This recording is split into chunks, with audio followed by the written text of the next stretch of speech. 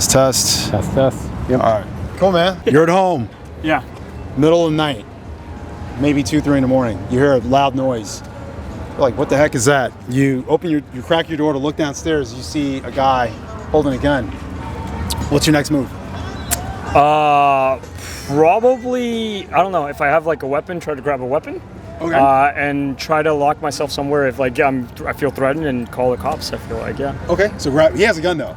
He has a gun, yeah. Yeah, he has a gun. So you're gonna grab. So what kind of weapons do you have? Like a golf club? Probably a bat. Frisbee. My longboard. Throw the whole longboard at him? Yeah. Okay, let me show you something real quick. These are said you'd call the cops? Yeah.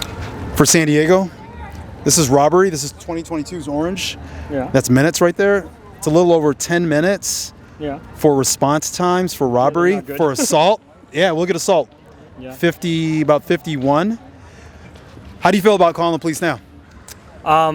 The same, because I kind of figured that they take forever everywhere in the country, not just here.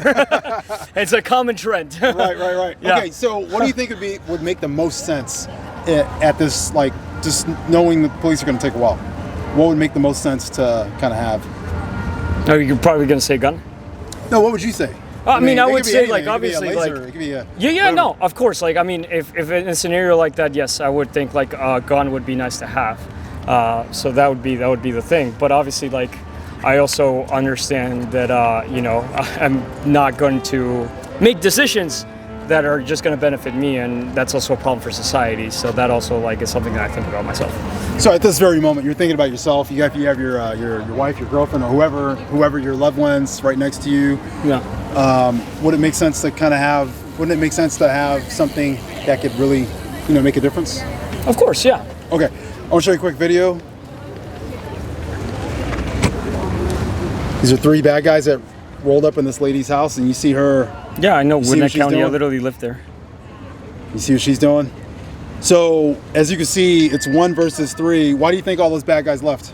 Obviously, she has a gun, yeah. That's going to scare the crap out of them. But it's 3 against 1, and they had guns too. I don't know if you caught that. Yeah, nobody wants to get shot. No one wants to get shot. All right, so basically that's it. She was a restaurant owner. Yeah. She had stuff there. See, you can see them running away. They actually had guns in their hand, but they left. So whatever she had wasn't worth it anymore because they wanted to stay alive. Right. So with these 911 times, doesn't it make sense that people have something that could actually really protect them? I mean, yes, but there's also other things that you got to consider. For example, we have like a culture where there's guns everywhere, and that's obviously an issue. And so obviously, like, handguns, that's what she was having. Handguns are fantastic. They're also not responsible for mass killing. So if I was actually asking or talking about what we should should not have assault rifles or anything like that. Handguns are completely fine. You can't do mass killings with handguns. Real quick, we're definitely not trying to embarrass you or anything like that. We're just doing this for we think you're a cool guy. Yeah, no, I will literally talk to you. After all, you want to save the world. Yeah. Or save us.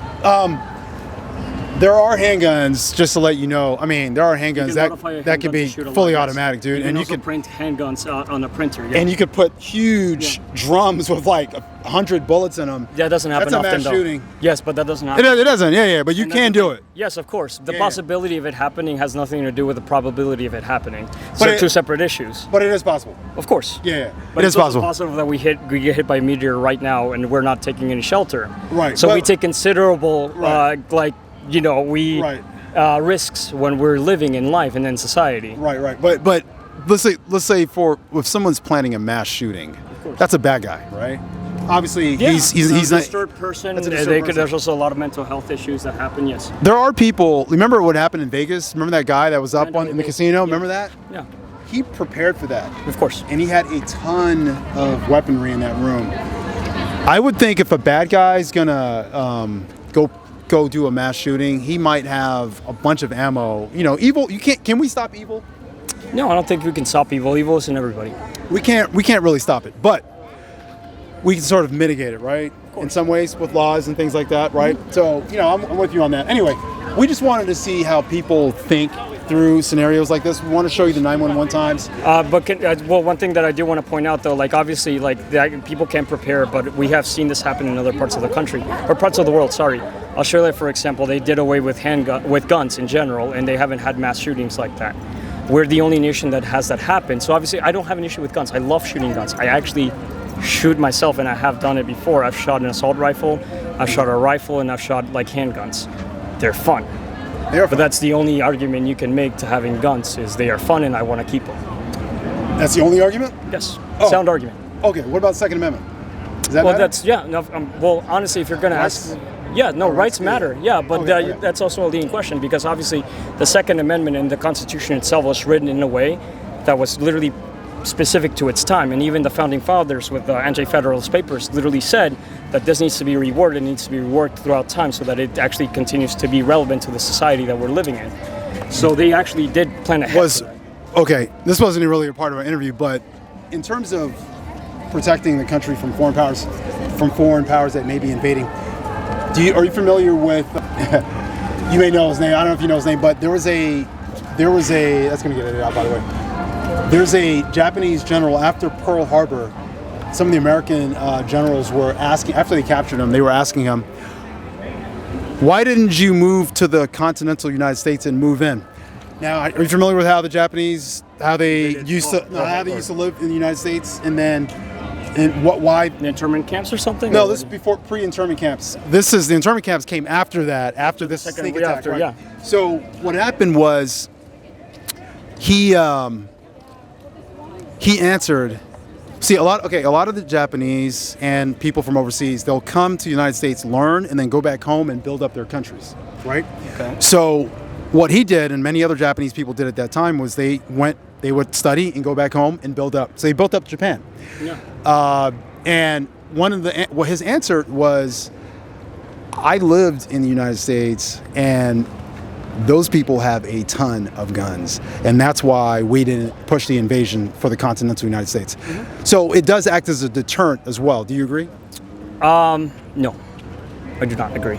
That is literally an anecdotal thing that you're literally mentioning one single person. There's no statistic behind that. It's a military commander. Of course, that doesn't make a difference. It's still one person. At the end of the day, yes, he has his opinion, and obviously he has a way of thinking. To some degree, it is important to have guns because, yes, to some degree, it can create a deterrent. But at the end of the day, the warfare, the way that it's going now, it's actually a lot more cybernetic. For example, Russia doesn't invest a lot in their actual military. They invest in cyber attacks, and they have a lot of power when it comes to that. That's the biggest fear that we have from them. When it comes to China, yes, they're starting to ramp up their efforts for military might and military things.